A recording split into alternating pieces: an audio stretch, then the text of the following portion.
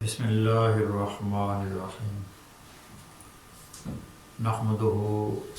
ونصلی ونسلم علی رسول الکریم اشہد ان لا الہ الا اللہ وحدہ لا شریک لہ واشہد ان سیدنا و مولانا محمدا عبدہ ورسولہ اما بعد فاعوذ باللہ من الشیطان الرجیم بسم اللہ الرحمن الرحیم والعصر ان الانسان لفی خسر الا الذین آمنوا وعملوا الصالحات وتواصوا بالحق وتواصوا بالصبر صدق اللہ العظیم وصدق رسول النبی الکریم ونحن علی ذلک لمن الشاہدین والشاکرین والحمد للہ رب العالمین۔ اللہ رب العالمین کی حمد و ثنا، رسول محترم رسول محتشم حضور صالح معاب صلی اللہ تعالی علیہ وآلہ وسلم پر ہدیہ درود و سلام کے بعد قابل سعادت احترام برادران اسلام، السلام علیکم ورحمۃ اللہ وبرکاتہ۔ ہمارے گزشتہ ہفتے کی جو محفل تھی اس میں ہم نے سورۃ العصر پر گفتگو کا آغاز کیا تھا، اور اس گفتگو میں سورۃ العصر کے شان نزول اور اس کے فضائل اور لفظ عصر پر ہم نے گفتگو کی تھی۔ بقیہ اس سورہ کے مضامین جو تھے وہ ہم اس کو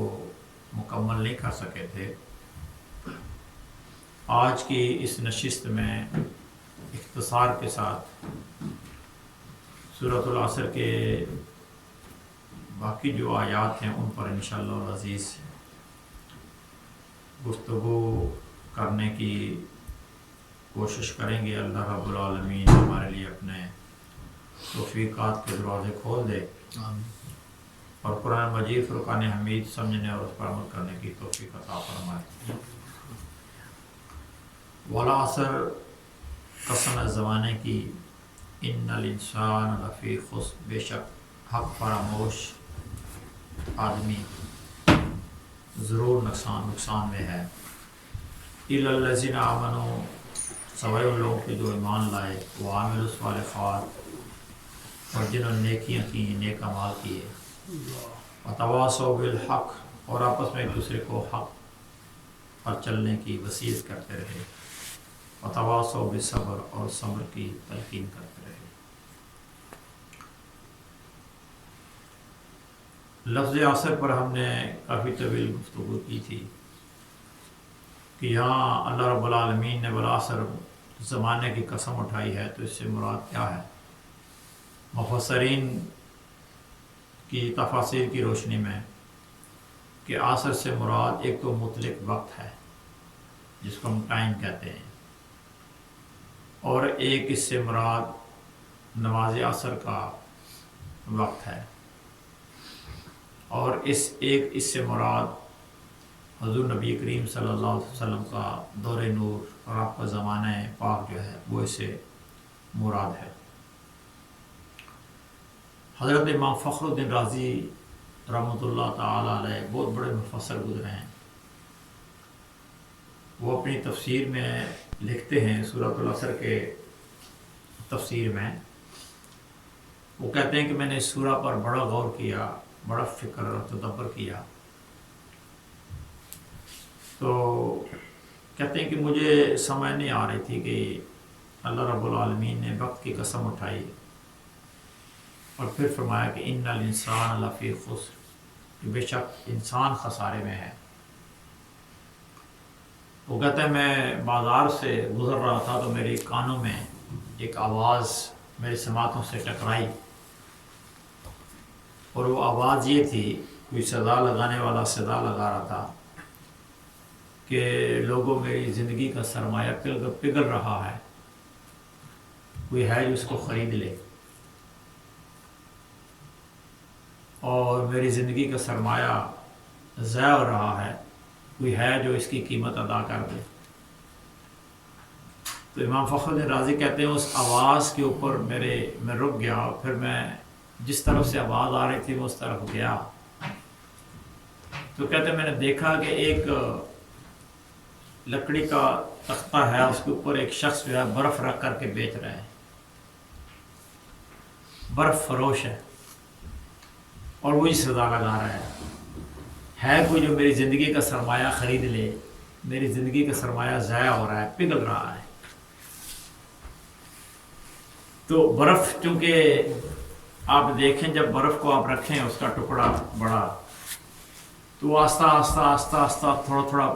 اس کو برف پگھل کر کے پانی بنتا رہتا ہے، اور پھر پانی خشک ہو جاتا ہے۔ تو کہتے ہیں اس برف بیچنے والے کی یہ صدا میں نے جب سنی، یہ آواز سنی، تو مجھے سورۃ العصر ساری سمجھ آ گئی کہ اللہ رب العالمین نے فرمایا والعصر، قسم ہے زمانے کی، قسم ہے وقت کی، قسم ہے زمانہ مصطفیٰ کریم صلی اللہ علیہ وسلم کی، قسم ہے زمانہ وقت عصر کی، ان الانسان لفی خسر، بے شک انسان خسارے میں ہے۔ تو وہ کہتے ہیں کہ جس طرح یہ برف پگھل رہی ہے، اور اس برف کو بیچنے والا متفکر ہے، پریشان ہے اپنے برف کے بارے میں حوالے سے کہ اگر کسی نے خریدی نہ اور اسی طرح پگھلتے پگھلتے یہ ختم ہو جائے گی، یہاں پر اپنا وجود کھو بیٹھے گی، برف نام کی کوئی شے باقی نہیں بچے گی۔ اور یوں وہ کہہ رہا ہے کہ میری زندگی کا سرمایہ ہے، یعنی جو جمع پونجی میں نے اس پر لگائی ہے برف پر، اب بیچنے کے لیے میں کھڑا ہوں، اور یہ آہستہ آہستہ پگھل رہی ہے، تو کوئی ہے جو اس کو خرید لے، میرا سرمایہ مجھے مل جائے۔ تو امام فخر الدین رازی کہتے ہیں کہ اللہ رب العالمین نے وقت کی قسم اٹھا کر کے، زمانے کی قسم اٹھا کر کے، اور زمانہ مصطفیٰ کی قسم اٹھا کر کے انسانوں کو سمجھایا ہے کہ تم وقت کی قدر کرو، وقت کو پہچانو، تمہارے لیے ایک ایک لمحہ جو ہے وہ قیمتی ہے، زندگی کا تمہارا ایک ایک لمحہ قیمتی، ایسے ہی ہے جیسے بہتا پانی ہوتا ہے، پانی ڈھلوان کی طرف بہہ رہا ہے، اب ڈھلوان کی طرف جو پانی بہہ رہا ہے اس نے واپس نہیں لوٹنا ہے، اس نے واپس پلٹ کر کے نہیں آنا ہے، جو بہہ کر کے چلا گیا وہ چلا گیا، جیسے کہتے ہیں پلوں کے نیچے سے پانی گزر گیا۔ تو زندگی کا جو لمحہ آپ کا گزر گیا، جو آپ کا دن گزر گیا، جو آپ کی شب گزر گئی، جو آپ کا مہینہ گزر گیا، جو آپ کا سال گزر گیا، وہ گزر گیا، اس نے لوٹ کر کے نہیں آنا ہے۔ تو فرماتے ہیں وہ برف بیچنے والے نے مجھے سورۃ العصر سارے سمجھا دی ہے کہ انسان اس وقت کی قدر کر، یہ جو وقت اللہ نے تمہیں سانسیں دے رکھی ہیں، تمہاری زندگی کا جو رشتہ ہے، تمہارے سانس کا رشتہ تمہارے جسم کے ساتھ جو قائم ہے اور باقی ہے، تو اس کی قدر کرو، اس کی قدر جانو کہ نہ جانے کس وقت تمہاری سانسیں جو ہیں وہ تمہارے جسم سے جدا ہو جائیں، اور تم جو ہے وہ کسی کام کے نہ رہو، اور تم مردہ ہو جاؤ۔ تو وہ وقت آنے سے پہلے قدر کرو اس وقت کی، اور اپنے آپ کو سنبھال لو، اپنا نقصان نہ کرو۔ فرمایا ان الانسان لفی خسر، بے شک انسان خسارے میں ہے۔ اور یہاں جب ہم نے اس کا انسان کا ہم نے یہ بھی بتایا تھا کہ انسان نسیان سے ہے، اور نسیان کا مطلب ہوتا ہے بھول جانے والا، تو اس کا ترجمہ بھی یہ کیا جا سکتا ہے کہ وہ خسارے میں نہیں ہے جو بھولا نہیں ہے،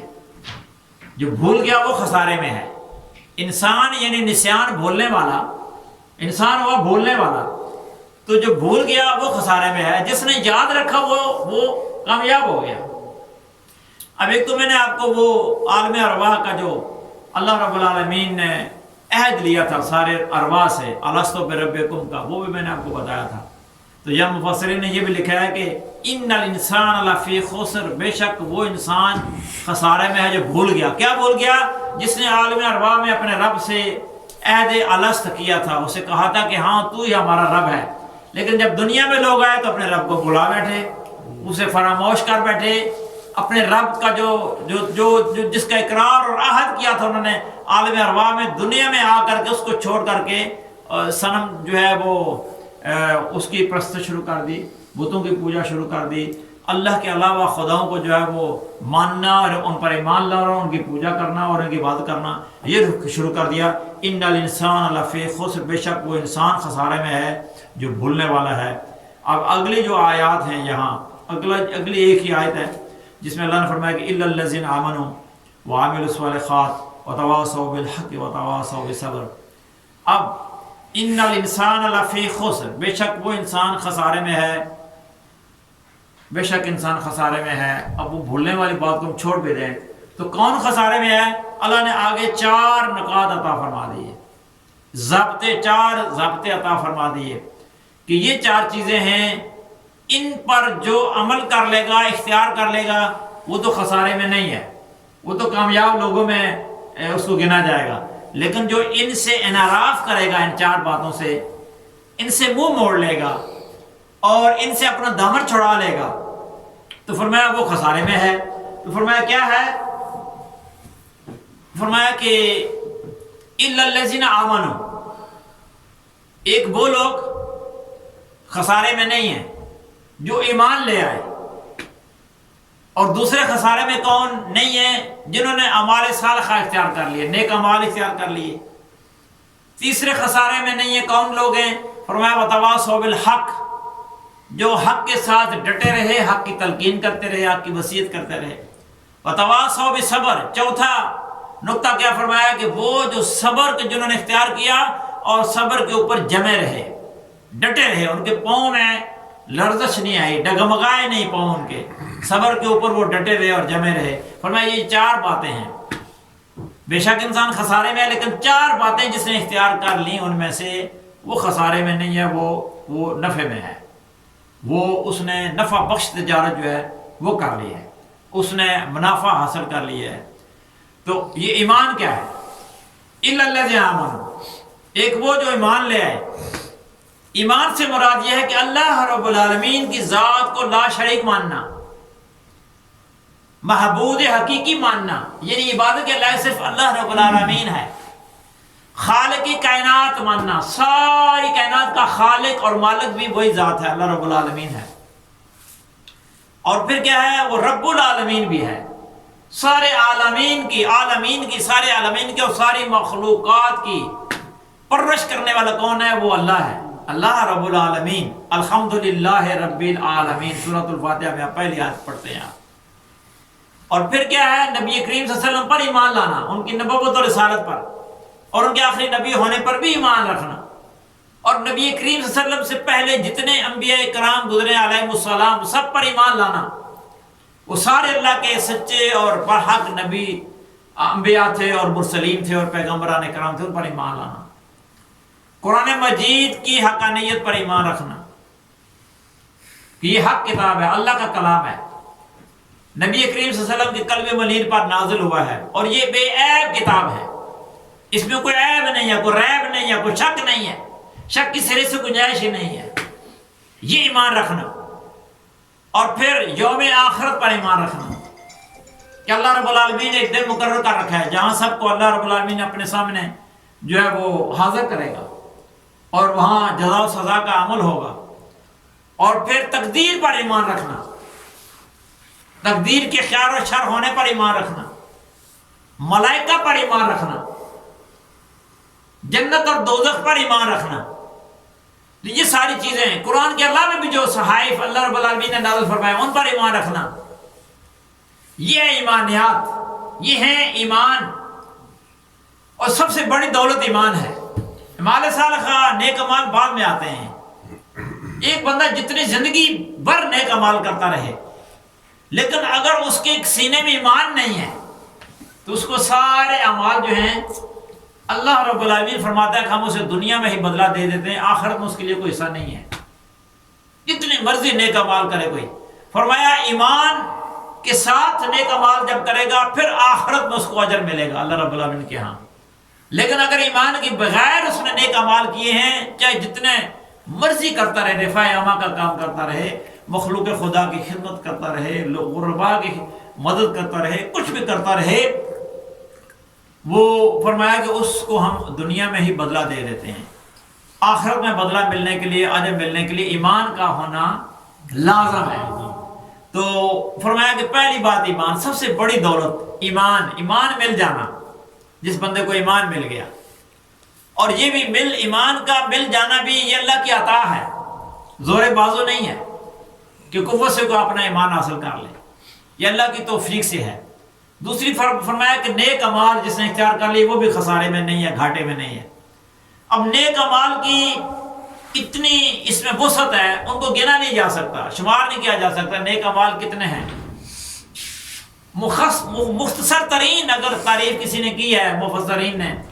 وہ کہتے ہیں کہ حضور نبی کریم صلی اللہ تعالی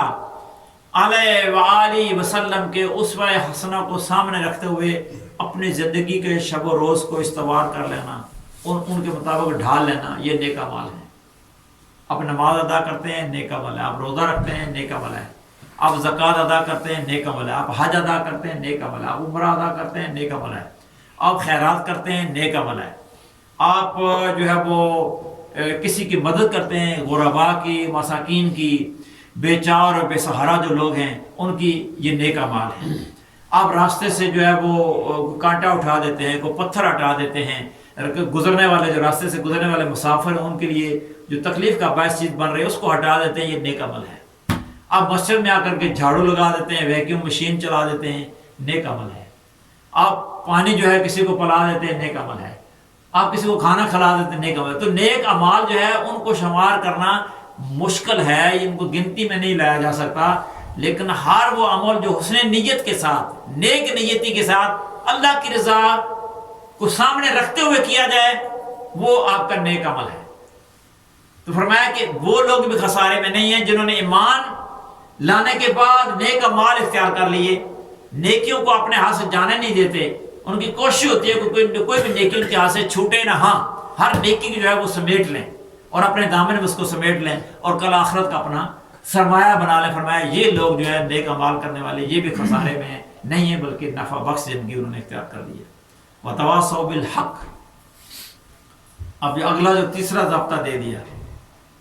کہ جو مسلمان ہوتا ہے، جو اہل ایمان ہوتا ہے، جو مومن ہوتا ہے،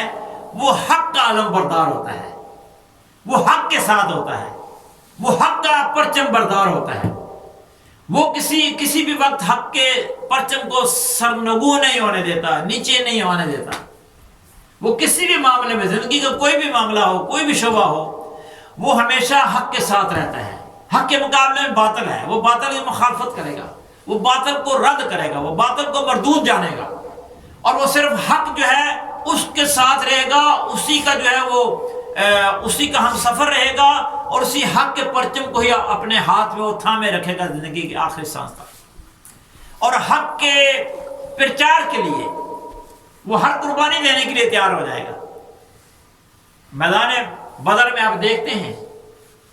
کہ 313 نے کیسے حق کا پرچم بلند کیا، کیسے 1000 کفار کا اور لاؤ لشکر جو تھا اس کا مقابلہ کیا انہوں نے۔